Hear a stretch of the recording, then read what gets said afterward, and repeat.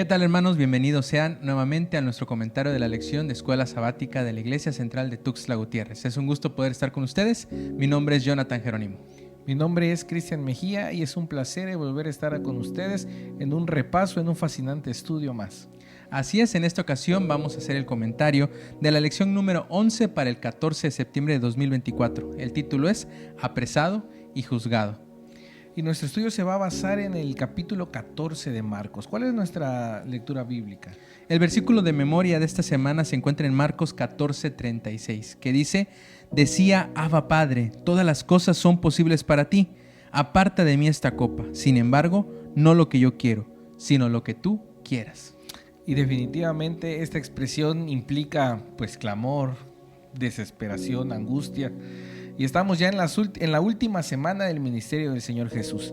Todo lo que nos resta de aquí al 13º sábado, hasta la lección 13, es la parte final, la pasión. La pasión, el momento cúspide precisamente de la misión de Cristo en esta tierra. Y estas palabras que vamos a analizar un poquito más adelante, pues provienen también de la humanidad del mismo Jesús. Cómo se sentía en ese momento para justo entregar su vida por toda la humanidad. Pero vamos a verlo un poquito más adelante. Vamos a tener 3 secciones, Johnny. ¿Cuáles son? Así es, el estudio se va a basar, número 1, en las acciones de Judas. Vamos a repasar cómo Marcos explica la traición de Judas a Jesús, las acciones de Jesús con respecto al nuevo pacto que se hace y a la copa del sufrimiento que estaba pasando en ese momento, y las acciones de los amigos y los enemigos de Jesús, cómo reaccionaron sus amigos ante esta última semana y también cómo se llevó a cabo el juicio de Jesús en este periodo. ¿Cuánta enseñanza hay en todo el contexto que tuvo el Señor Jesús en esa última semana? Vamos a iniciar nuestro estudio entonces con las características de Judas. ¿Qué es lo que lo motivó a traicionar a Jesús, quizás a juzgarlo o a pensar mal de él? El capítulo 14 nos empieza a guiar con la escena donde hay una mujer que prepara un regalo bastante especial para el Señor Jesús. Y fue algo caro, fue algo que pocas personas se permitieron experimentar darle un regalo así al Señor Jesús. Así es, era una ofrenda especial para Jesús. Y aunque Marcos en este capítulo no menciona el nombre, sabemos, por como está escrito en otros evangelios, que esta persona es María. Marcos no registra el nombre, pero sí registra la acción que se lleva a cabo, esta ofrenda que estaba dando esta mujer.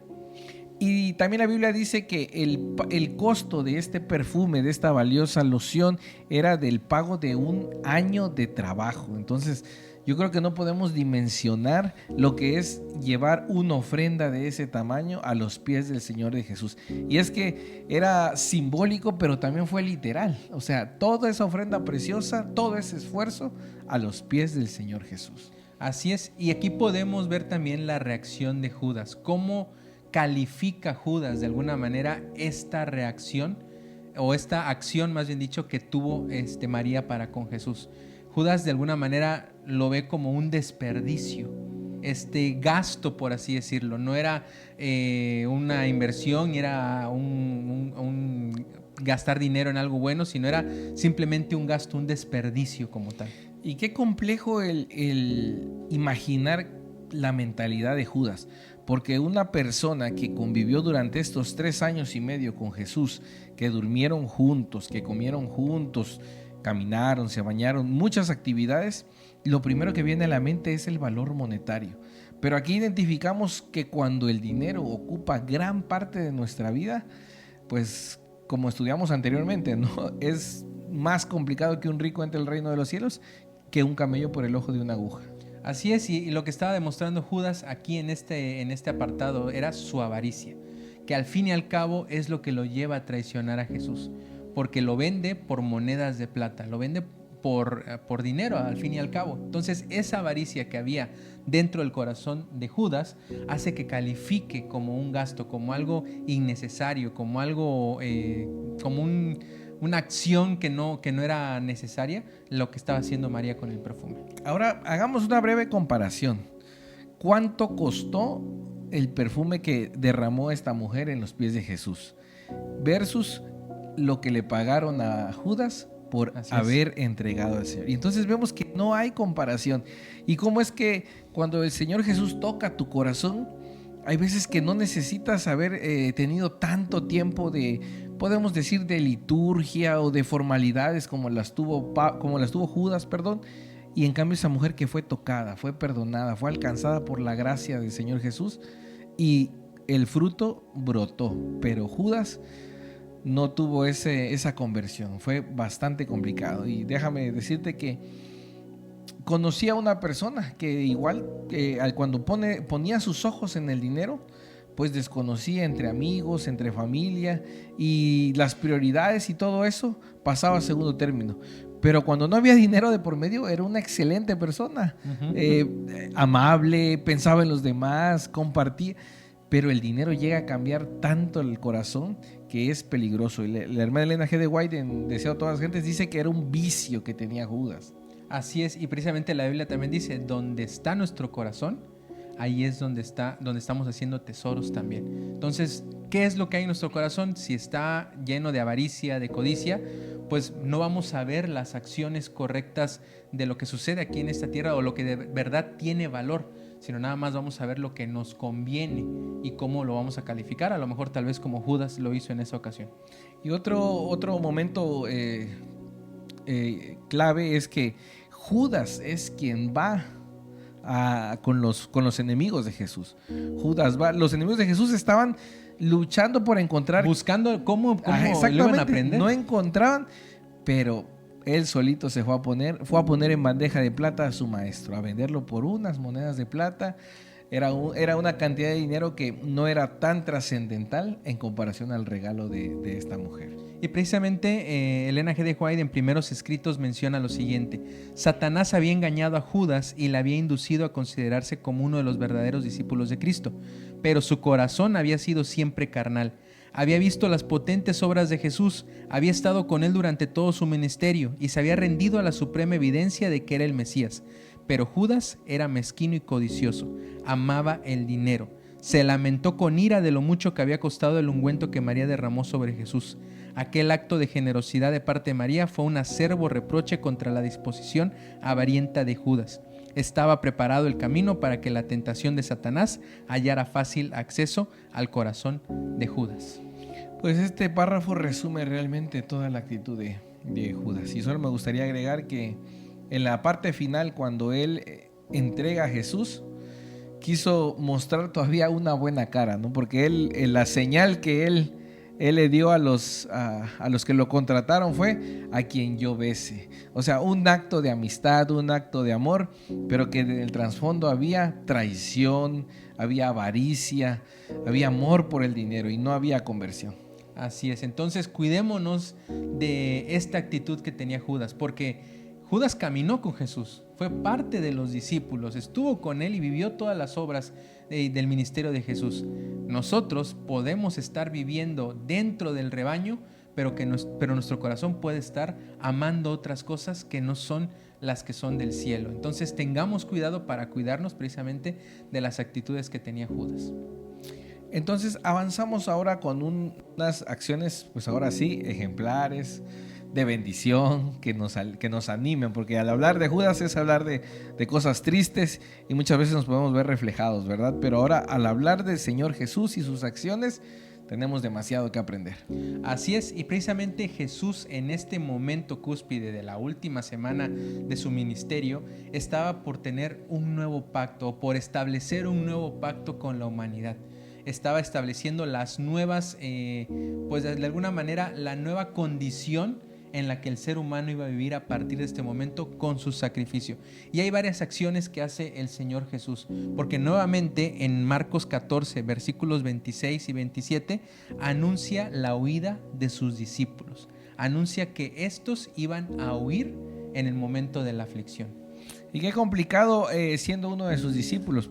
Yo me pongo a pensar tal vez tal vez alguien en lugar que no sea Pedro, sino que sea otro discípulo que quizás no había destacado por otra cosa, y que de repente tu maestro te dice: ¿sabes qué? Pues me vas a abandonar. Ajá. O sea, vas a tener miedo y vas a huir, te vas a esconder. Y entonces, pero Señor, yo no he demostrado nada de eso. Pero el maestro conocía a cada uno de sus discípulos, a los corazones de ellos, qué había, qué los movía. Y qué impactante recibir esa advertencia. Y yo creo que más triste cuando ellos cumplieron la profecía. Así es, Jesús ya había anunciado y después se cumple que cada uno de sus discípulos pues de alguna manera no estuvo cuando Jesús lo necesitó. Jesús también anuncia su resurrección nuevamente, que es algo que nos da esperanza a cada uno de nosotros. Y pudiera ser que en estos últimos momentos creyéramos que los discípulos dijeron, bueno, esta vez sí va en serio, esta vez hay más señales, pero más adelante vamos a estudiar las siguientes semanas que tampoco volvieron a hacer caso a este anuncio. Ya quizás hasta perdimos la cuenta de cuántas veces el Señor Jesús anunció que iba a resucitar al tercer día, pero los discípulos no tenían puesta su atención en lo verdadero. Así es. Y también Jesús anunció la triple negación de Pedro. Pedro, este discípulo tan impulsivo que decía, Señor, yo te amo, Señor, tú eres mi maestro, tú eres el Mesías, que con la boca y con lo que él decía, pues expresaba muchas cosas. Pero nuevamente Jesús conoce su corazón y le da una gran enseñanza. Le dice, tú me vas a negar 3 veces antes de que cante el gallo.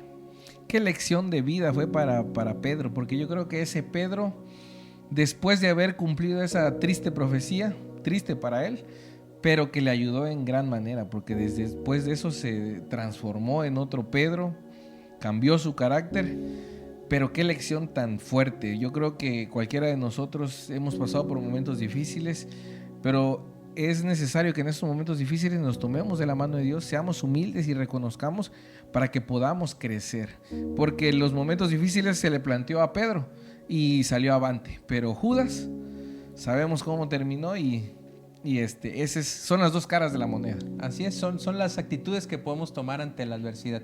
Y Jesús lo que estaba haciendo era moldear el carácter de cada uno de sus discípulos, y específicamente con Pedro, que llegó a ser el líder de la nueva iglesia que se formó después de la muerte y resurrección de Jesús. Y este nuevo pacto me llama la atención porque es algo muy interesante.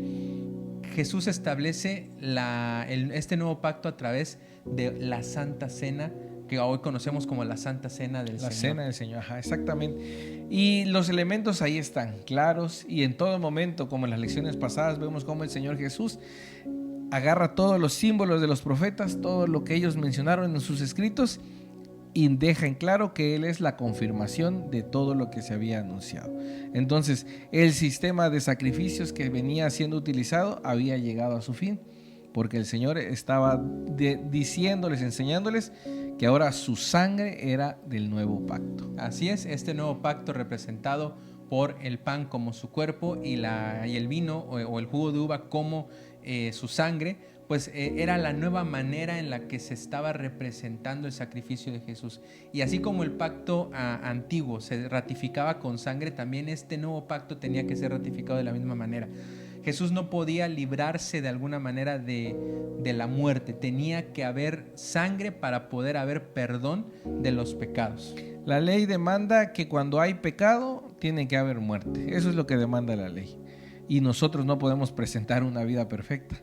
Y la ley demanda una vida perfecta. Entonces el único capaz de tener una vida perfecta es el Señor Jesús. Y gracias a su muerte nosotros podemos obtener el acceso a esa salvación, gracias al Señor Jesús.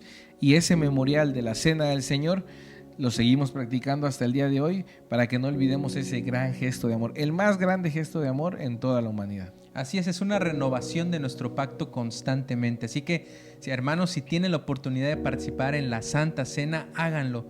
Si alguno de nuestros hermanos que a lo mejor está iniciando, o alguien que no conozca o que no haya pasado por esta experiencia, les recomendamos que visiten una iglesia cuando hay una Santa Cena, y verán cómo este rito especial nos recuerda precisamente este nuevo pacto que hizo Jesús, no solamente con sus discípulos, sino con toda la humanidad.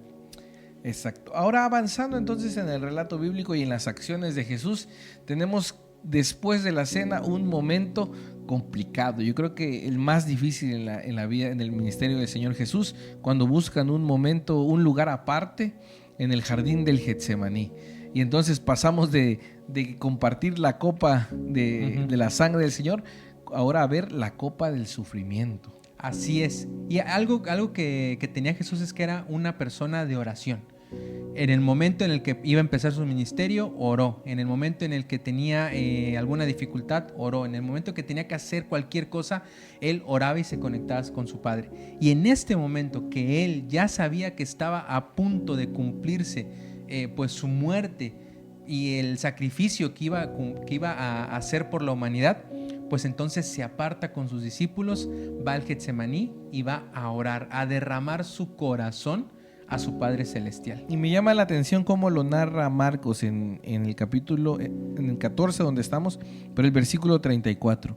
Jesús le dice a sus discípulos: mi alma está muy triste hasta la muerte, quedaos aquí y velad. Y es que esta frase yo nunca se la he escuchado a nadie, a ningún familiar, a ningún amigo. No he visto a alguien que pueda expresar tanta angustia, tanta tristeza. Pero el Señor Jesús sabía lo que venía. Y a pesar de que era el plan original, pero en su humanidad era bastante difícil. Y la verdad es que es digno de admirar y valorar ese sacrificio. Así es, estaba Jesús por hacer el máximo sacrificio. Estaba en este momento cargando con los pecados de toda la humanidad.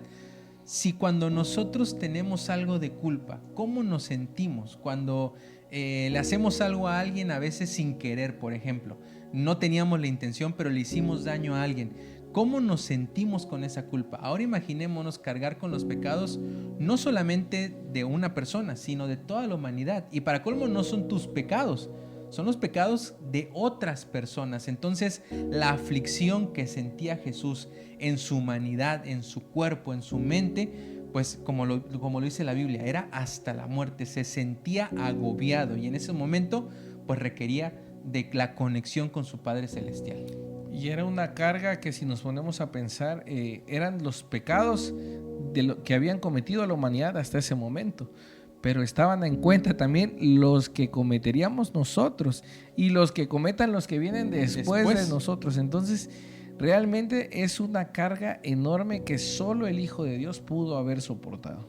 Así es, y lo que le pide Jesús a sus discípulos es velad.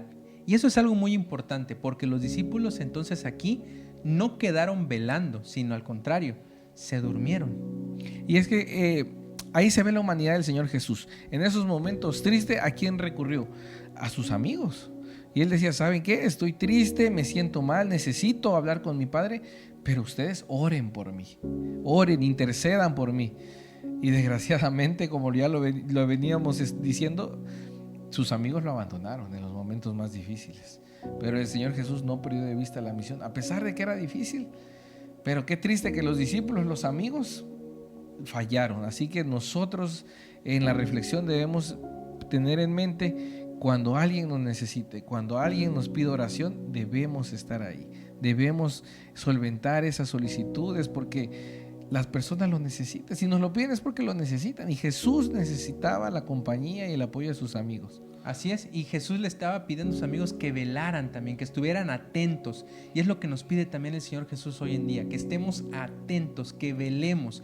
Si los discípulos hubieran hecho esto, hubieran cumplido con la orden que les hizo Jesús, no hubieran cedido tan fácil a la tentación. Y si analizamos la actitud de Jesús, les encomienda oración y se va. Y regresa y los ve durmiendo y les vuelve a pedir que sigan orando. Y se va y regresa y los vuelve a encontrar hasta que saben que ya, duérmanse. Sí. Duérmanse ya, no se puede. Déjenlo así, porque la hora ha llegado. Y entonces viene lo que es el arresto del Señor Jesús. Así es. Antecito del arresto, nada más para mencionar, el sufrimiento de Jesús llega a tal grado que le hace una petición muy especial a su Padre.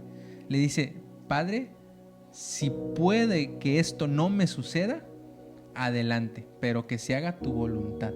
Y ahí podemos ver cómo la humanidad de Jesús, su lado de hombre, él estaba diciendo: no aguanto esto que estoy sintiendo, pero Señor, no quiero hacer mi voluntad, quiero que se haga como tú dices. Y es una gran enseñanza para nosotros hoy en día. ¿Cuántas veces no estamos en problemas o en situaciones difíciles que no queremos pasar por problemas, pero queremos que se haga nuestra voluntad, cuando Dios tiene planes para que nosotros pasemos a lo mejor por alguna tribulación, pero que salgamos vencedores de ella?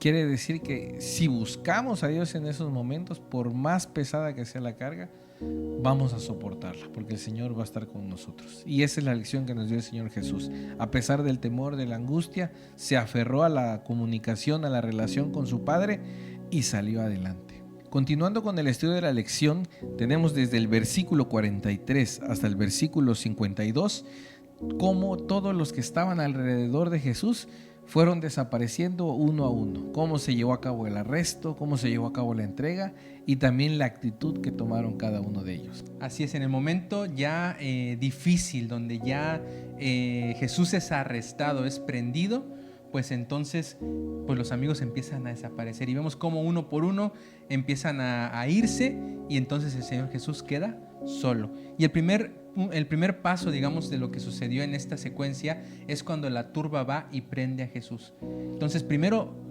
Judas señala quién es y entonces la turba empieza a agarrar a Jesús. El Señor Jesús ya sabía qué es lo que iba a hacer Judas. Y a pesar de ese beso traidor, ese beso falso, hipócrita, y el Señor Jesús ya sabía que era lo que venía. Entonces toda esa multitud tenía la encomienda de agarrar al Señor Jesús y lo aprenden. Necesitaron tanta gente para agarrar a un solo hombre y no era un hombre violento. No había violencia en él. Sin embargo, uno de sus discípulos sí reacciona de manera violenta. Y Pedro es el que reacciona de esa manera. Siempre se caracterizó por ser altivo, por ser pronto para reaccionar. Y entonces lo primero que hace es sacar la espada de uno de los que iba armados y al siervo de un sacerdote le corta la oreja. Con la espada lo hiere, le hace daño. Y aquí vemos nuevamente la reacción de Jesús y cómo siempre trabaja desde el amor. Jesús pudiera haber dicho, bueno, pues me están haciendo mal, pues por lo menos que se quede sin oreja o sin algo en la otra persona. O cualquiera de nosotros en nuestra humanidad. Ajá, podría decir eso, bueno, pues ya ni modo le cortaron la oreja, pero Jesús vuelve a hacer un milagro. Toma ese pedazo de carne y lo vuelve a unir al cuerpo de la persona que la había perdido. Y es de ejemplo cómo el Señor Jesús estaba enfocado en su misión. Porque a pesar de la turba, de la multitud, no dejó que su ánimo se viera afectado por eso, sino que en todo tiempo procuró el bien y él tenía en mente el final mayor, o sea, el propósito final. Así es. Y entonces posteriormente a esto agarran a Jesús, se lo llevan y entonces sus amigos, los más cercanos, desaparecen. Ya no hay ninguno con él y entonces Jesús queda completamente solo. La Biblia dice que apareció mucha gente, no tenemos el dato o un aproximado, pero dice que era mucha gente y que venían armados. Entonces después de este encuentro o arrebato de Pedro, tal vez los demás analizaron y ya se pusieron a hacer números, dijeron, no, pues no podemos. Somos menos, no somos insignificantes ante ellos y no tenemos ni siquiera armas. Entonces, pues lo que pasó, abandonaron a su maestro, lo dejaron y no dice más detalles. Yo me imagino que se perdieron entre la multitud, escondieron el rostro con sus mantos o algo y empezaron a agarrar uno para la izquierda, otro para la derecha, hasta que no lo reconociera. Pareciera que este evento los agarra de sorpresa. Y Jesús ya se los había anunciado con mucha anterioridad en varias ocasiones. Y antes de salir de cuando estaban terminando la oración, le dijo, ya, basta, porque es momento que ya el Hijo del Hombre sea arrestado. Entonces los discípulos estaban muy desenfocados, pero el Señor Jesús trató de guiarlos hasta el último momento con demasiado amor. Y estamos en el tiempo del fin, las señales se están cumpliendo y ya en la palabra de Dios está escrito qué es lo que viene y qué es lo que acontece. Ojalá no nos agarre este tiempo del fin como a los discípulos, de sorpresa, porque cuando nos agarre de sorpresa o no sepamos en qué momento estamos, pues puede que reaccionemos de esta manera, perdiéndonos entre la multitud, no afrontando la situación como deberíamos y pues al fin y al cabo perdiéndonos.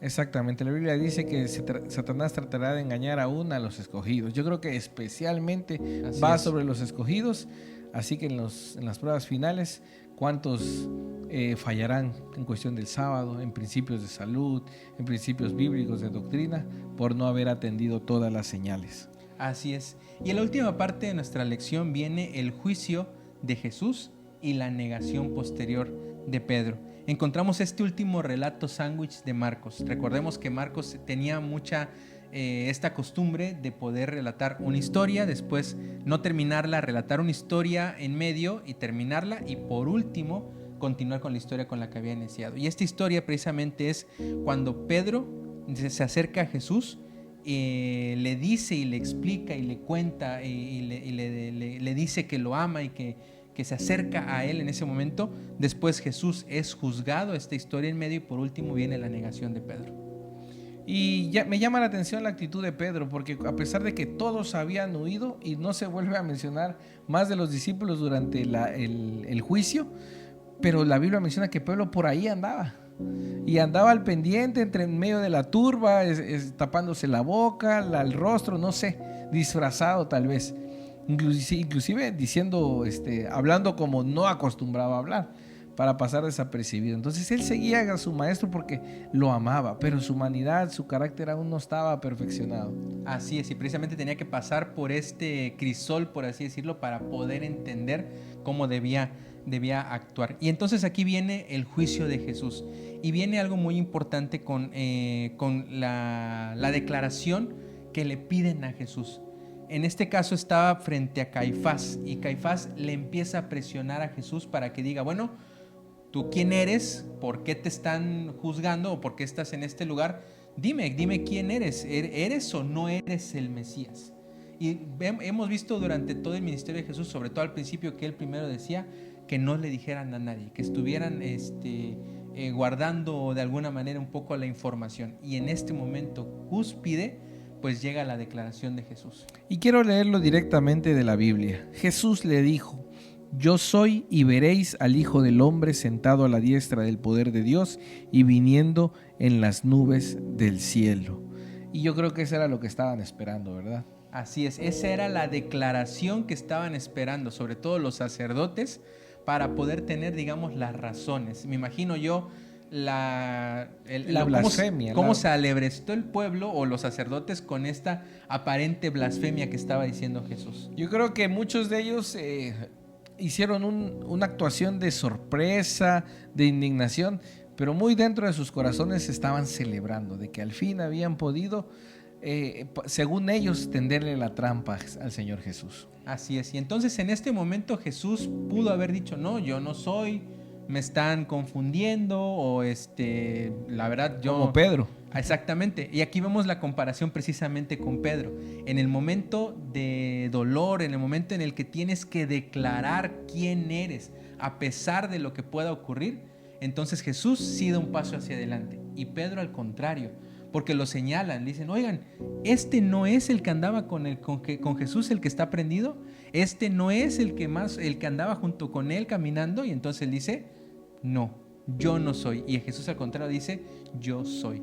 ¿Qué va a pasar cuando nosotros de alguna manera nos señalen? Tú eres sabático. ¿Eres cristiano? Tú eres de los que no comen cerdo o los que comen frío.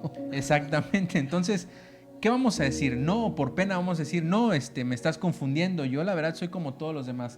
O vamos a dar un paso al frente a pesar de las burlas, a pesar de los posibles problemas que nos encontremos, y digamos, sí, yo soy cristiano, soy seguidor del Señor Jesús. Tenemos dos caminos nada más: seguir el ejemplo del Hijo de Dios o la humanidad de Pedro.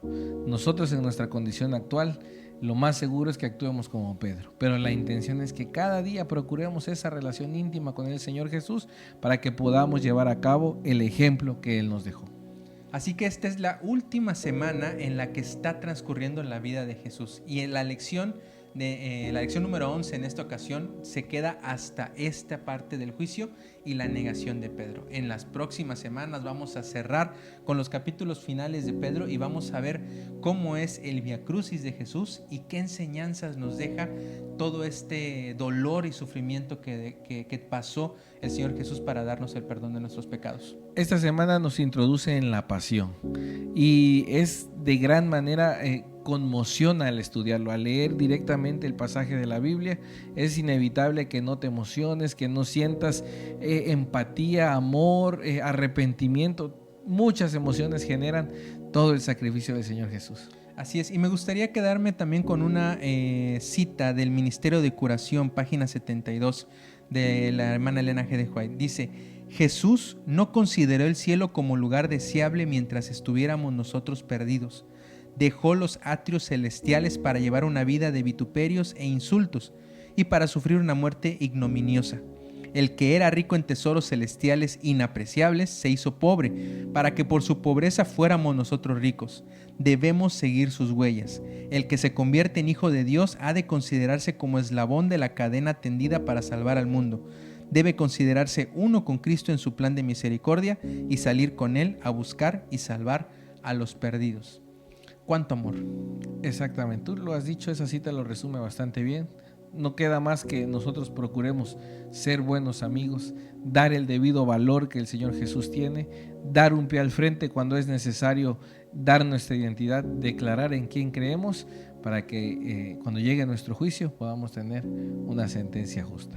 Bueno, muchas enseñanzas en esta lección. Les agradecemos su atención y que hayan podido ver este video. Si ustedes nos hacen el favor de poder darle me gusta al video, compartirlo con otras personas para que este mensaje pueda llegar a otras personas que quizá lo necesiten. Y gracias por estar constantemente con nosotros. Fue un gusto esta semana poder tener este comentario contigo, Cristian. Igualmente, Johnny, un saludo también al equipo que está atrás de las cámaras y en la edición. Les mandamos un abrazo. Gracias también, son parte de este ministerio. Y hermanos, los esperamos la próxima semana.